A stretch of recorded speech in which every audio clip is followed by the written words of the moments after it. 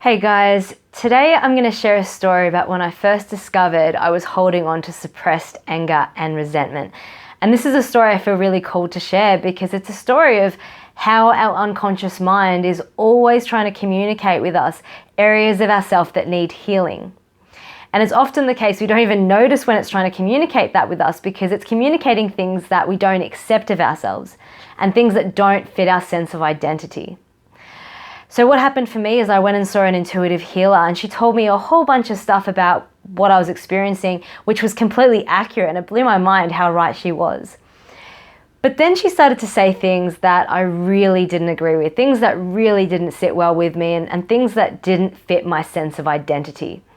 So she was telling me that I had a lot of suppressed anger and resentment. And as far as I knew, I was very happy and positive and I don't let anything affect me and I don't hold on to grudges. And this woman's telling me the complete opposite. And so I felt really triggered by what she was telling me. I felt really annoyed. And in hindsight, I didn't have the awareness then that I have now, but in hindsight, I realized the fact that I felt so triggered by what she was saying was actually an indication that she was shining a light on areas of myself that needed healing and an area of myself that I obviously did not accept.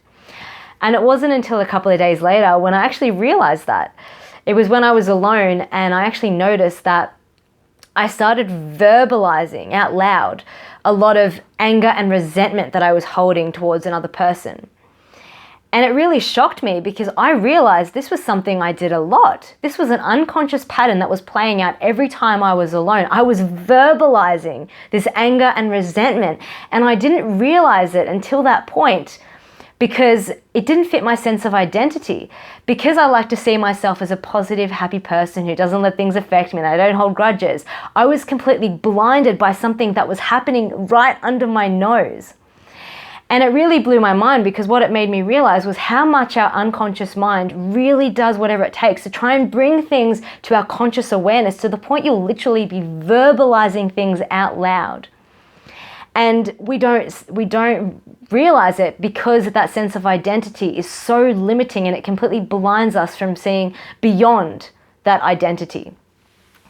So I do encourage you, everybody has these unconscious patterns playing out, and it's always the case that our unconscious mind is bringing things up to the surface, bringing it to our awareness for resolution.